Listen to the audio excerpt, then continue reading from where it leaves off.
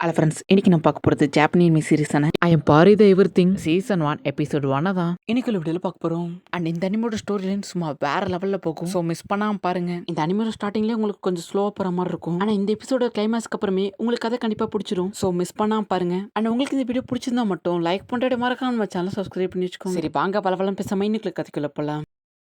இப்போ நம்ம ஹீரோ தான் காமிக்கிறாங்க. நார்மலாக சிட்டிக்குள்ளே இருக்கிற ட்ரைனேஜ் தான் க்ளீன் பண்ணிட்டு இருக்கான். இன்னொரு ரொம்ப தேங்க்ஸ்ப்பா அப்படின்னு அந்த வேலையை கொடுத்த பாட்டி நம்ம ஹீரோக்கு தேங்க்ஸ் சொல்கிறாங்க. பில்டிங் கன்ஸ்ட்ரக்ஷன் சைட்டில் நம்ம ஹீரோ அதிகமான மூட்டைகளை தூக்கி ஒர்க் பண்ணிட்டு இருக்கான். இன்னொரு உன் ஹெல்ப் பண்ணதுனால தான் எங்களால் டயத்துக்குள்ள முடிக்க முடிஞ்சது அப்படின்னு பேசிட்டு இருக்கும்போது யாராச்சும் காப்பாத்துங்க அப்படின்னு ஒரு பொண்ணோட வாய்ஸ் நம்ம ஹீரோட காதில் கேட்குது. ஃபாஸ்ட்டாக நம்ம ஹீரோ ஓடுறான். ஒரு மாஸ்டர் அந்த இடத்துல நிற்கிது. நம்ம ஹீரோ அதை பார்த்துட்டு என்னது இவ்வளோ பெரிய மாடா அப்படியே கட் பண்ணா இப்போ 15 வருஷத்துக்கு முன்னாடி காமிக்கிறாங்க. நம்ம ஹீரோ சின்ன பையனா இருக்கும்போது சமையல் மற்ற எல்லா வேலைகளையுமே அவனே தான் பண்ணிக்கிட்டு இருக்கான். அவங்க அம்மாவுக்கு உடம்பு சரியில்லாம இருக்கு. அம்மா இந்தாங்க சுடு தண்ணி குடிங்க அப்படின்னு கொடுக்குறான். ஆடுகள் நான் ஹில்ஸுக்கு மேய்ச்சிட்டு போற டைம் நான் கிளம்பட்டுமான்னு நம்ம ஹீரோ கேட்கறான். ஞாபகம் இருக்குல்லன்னு அவங்க அம்மா கேட்கவும் சரி நான் அந்த பாறைகளை தாண்டி போக மாட்டேன் அப்படின்னு நம்ம ஹீரோ சொல்றான். அவங்க அம்மா இன்னும் இருப்பிட்டு இருக்கவும் நான் வேணா இன்னும் சுடு தண்ணி வச்சுட்டு வருவான்னு சொல்லிட்டு நம்ம ஹீரோ கேட்கறான். ஒரு நிமிஷம் அப்படின்னு சொல்லி அவன் மூஞ்சில் அழுக்க இருக்கிறது அவங்க அம்மா துடைக்கிறாங்க. சாரி உனக்காக என்னால எதுவும் பண்ண முடியல, பட் நீ ஆசைப்பட்ட லைஃப் நீ வாழணும் அப்படின்னு அவங்க அம்மா சொல்றாங்க. நைட்டே நம்ம ஹீரோ இன்கிரீடியன்ஸ் எல்லாம் ரெடி பண்ணி அவங்க அம்மாக்காக சூப் ரெடி பண்ணிட்டு இருக்கான். பட் சூப்பை நம்ம ஹீரோ போய் கொடுத்தா அவங்க அம்மா ஆல்ரெடி இறந்து போயிட்டாங்க. அவங்க அப்பாவோட கலரை பக்கத்துலயே அவங்க அம்மாவுக்கும் நம்ம ஹீரோ ஒரு கலர் ரெடி பண்றான்.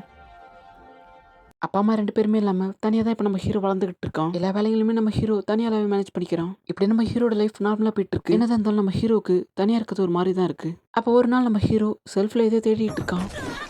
அப்போ கீழே விழுகிறப்போ சின்ன வயசுலாம் படித்த புக் அவன் கண்ணில் படுது. தூங்குறதுக்கான டைம். அப்போ அவனுக்கு கதை சொல்லட்டுமா, இன்னைக்கு அட்வென்ச்சர் கதை சொல்ல போறேன். ஒரு அட்வென்ச்சரர் அவன் ரொம்ப ஸ்ட்ராங்காக இருந்தான். அவனோட ஸ்குவாடை யூஸ் பண்ணி ஒரே அட்டாக்ல ஒரு டிராகனையே கொன்னான். அவனோட மேஜிக் பவர் யூஸ் பண்ணி கஷ்டப்படுற நிறைய பேருக்கு ஹெல்ப் பண்ணான்.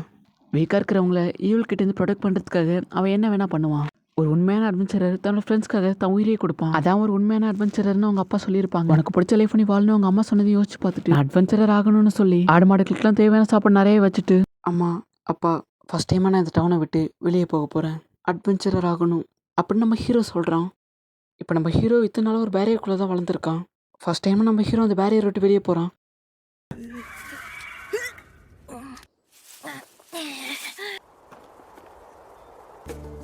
இப்போ ஊருக்குள்ளே நம்ம ஹீரோ போய் செக்யூரிட்டி கார்ட்ஸ் கிட்ட கேட்கவும் கில்ட்டுக்கு வழி சொல்லி அனுப்புறாங்க. ஃபர்ஸ்ட் டைம் நம்ம ஹீரோ நிறைய பீப்புள்ஸை பார்க்குறான். ஒரு அட்வென்ச்சரும் நம்ம ஹீரோ கிராஸ் பண்ணி போறாரு.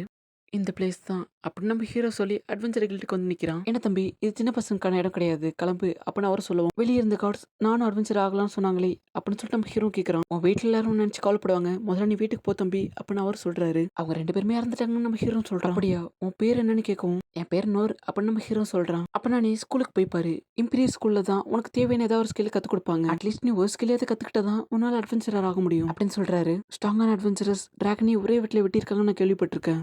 அப்படி நம்ம ஹீரோ ஸ்குவாட்ஸ்மேன்ஷிப் கிளாஸுக்கு போறான். எல்லாருமே மேஜிக் ஸ்குவாட் அவேக்கனிங் பண்றாங்க. ஆனா 3 மாசம் தாண்டியுமே நம்ம ஹீரோக்கு மட்டும் எதுவுமே நடக்கல.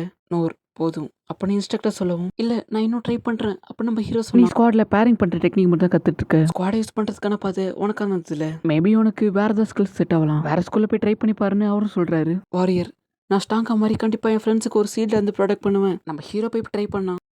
உன்னோட பிசிக்கல் எபிலிட்டி கொஞ்சம் இம்ப்ரூவ் ஆயிருக்குதான், பட் மற்றபடி உனக்கு இதுல எந்த டேலண்ட்டும் இல்ல, நீ வேற ஸ்கூலுக்கு போன்னு சொல்லுவோம். ஆர்ச்சரி போய் ட்ரை பண்ணா, உன்னால இதை ஹேண்டில் பண்ண முடியலன்னு அனுப்புறாங்க. லீவ் கிளாஸ் அட்டன் பண்ண பைக்கான ஒரு ஸ்கில்லாச்சும் உன்னால ஹேண்டில் பண்ண முடியல, ரிடக்ஷன் மேஜிக் கூட உன்னால யூஸ் பண்ண முடியல, இதுவும் உனக்கு செட் ஆகுதுங்கிறாங்க. இவ்வளவு நாள் ஆகியும் உன்னால வெறும் சின்னோட ஃபிளேம் தான் கிரியேட் பண்ண முடிஞ்சது, மேஜிக் உனக்கு செட் ஆகுதுன்னு அனுப்பி விடுறாங்க. கிரிக்கிங்கிற சர்ச் பொசிஷன் நம்ம ஹீரோ ட்ரை பண்றான்.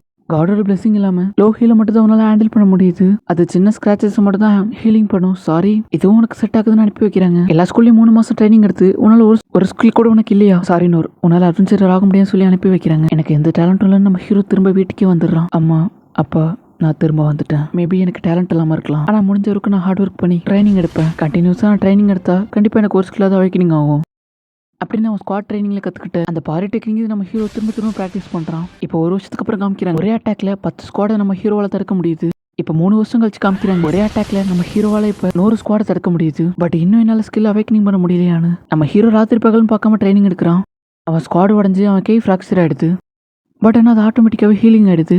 எனக்கு இன்னும் ஒரு ஸ்கில் கூட ஆக்டிவேட் ஆகல, நான் இன்னும் ஸ்ட்ராங் ஆகணும். அப்படியே இப்போ 10 வருஷம் கழிச்சு காமிக்கிறேன் 1000 ஸ்குவாட ஒரே அட்டாக்ல நம்ம ஹீரோவால பேரிங் பண்ண முடியுது. பட் இவ்வளோ ட்ரைனிங் எடுத்து நம்ம ஹீரோக்கு இன்னும் ஒரு ஸ்கில் கூட அவைக்கனிங் ஆகல. பட் இருந்தாலும் திரும்ப ட்ரை பண்ணி பார்க்கலாம் சொல்லி அட்வென்ச்சர்களுக்கு நம்ம ஹீரோ போறோம். பேரி physical enchantment, stone throw, feather step, tiny flame, low hill. But இதெல்லாம் வச்சுக்கிட்டு உங்களால அட்வென்ச்சர் ஆக முடியாதுன்னு சொல்லுவோம். வேற என்ன பண்ண நம்ம ஹீரோ கேட்கும். வேணா ட்ரைனிங் ஸ்கூல் ட்ரை பண்ணுங்களான்னு சொன்னா அதை நான் ஆல்ரெடி ட்ரை பண்ணிட்டு நம்ம ஹீரோ சொல்றான். சாரி மன்னிச்சிருங்கன்னு அவங்க சொல்லுவோம். இதுல நீங்க மன்னிப்பு கேட்க எதுவும் இல்ல அப்படின்னு நம்ம ஹீரோ சொல்றான். இங்க என்ன பிரச்சனை, அங்க பழைய ஆளும் வரான். அவங்களை பார்த்து ரொம்ப நாள் ஆச்சு, எப்படி இருக்கீங்க நம்ம ஹீரோ கேட்டேன். யாருப்பா நீ, எனக்கு தெரிஞ்ச மாதிரி பிஹேவ் பண்ற, உன இதுக்கு முன்னாடி பார்த்ததுலேன்னு நம்ம ஹீரோ ஃபுல்லா பார்த்துட்டு நூறு நீயா இது அப்படின்னு கேட்கறாரு. நீ இத்தனை வருஷமா தனியா ட்ரைனிங் எடுத்து உனக்கு ஒரு ஸ்கில் கூட அவைக்கனிங் ஆகலையான்னு சொல்லிட்டு அவரும் கேட்கறாரு. பேரிங் ஸ்கில் மட்டும் லைட்டா இம்ப்ரூவ் ஆயிருக்கு நம்ம ஹீரோ சொல்றான். இங்க இருக்கிறதுலே லோவஸ்ட் ரேங்க் தான், அதுக்கு ஒரு ஸ்கில் தான் அவைக்கனிங் ஆயிருக்கணும், அதுக்குன்னு உன்னால அட்வென்ச்சரே ஆக முடியாதுன்னு நான் சொல்ல வரல. அப்பனா என்னால் அட்வென்ச்சராக ஆக முடியுமான்னு சொல்லிட்டு நம்ம ஹீரோ கேட்கும். ஆமா, ரேங்க்கும் கீழே ஒன்று இருக்கு, அதுதான் எஃப் ரேங்க். அதுக்குன்னு சில கண்டிஷன்ஸ் இருக்கு. நீ எந்த மாஸ்டர்ஸ் கூட ஃபைட் பண்ணக்கூடாது, நீ மற்ற டாஸ்க்லாம் இன்வால்வ் ஆகக்கூடாது, அந்த மாதிரி வேலைலாம் காசு இல்லாத பக்கர்ஸ்க்கு தான் சூட் ஆகும் அப்படின்னு அவர் சொன்னா, நான் இதை பண்றேன் அப்படின்னு நம்ம ஹீரோ சொல்றான். சரி இந்த அப்பனா உன்னோட எஃப் ரேங்க் அட்வென்ச்சர் லைசன்ஸ். ஒரு வழி அட்வென்ச்சர் ஆகிட்டோம்னு சொல்லிட்டு நம்ம ஹீரோ ஹாப்பி ஆகுறான். பிசிக்கல் என்சான்மெண்ட், வெயிட்டான பொருட்கள் லிஃப்ட் பண்றது, ஃபெதர் ஸ்டெப் யூஸ் பண்ணி ஃபாஸ்டா மூவ் ஆகுறது, அடிப்பட்ட காயத்தெல்லாம் நம்ம ஹீரோ தனக்கு தானே லோ ஹீல யூஸ் பண்ணிக்கிறான். இப்படி நம்ம ஹீரோ சின்ன சின்ன வேலைகளை அவனே பார்த்துக்கிறான். பட் அதே நேரத்தில் நம்ம ஹீரோ அவனோட ட்ரைனிங் எடுத்துக்கிட்டு இருக்கான்.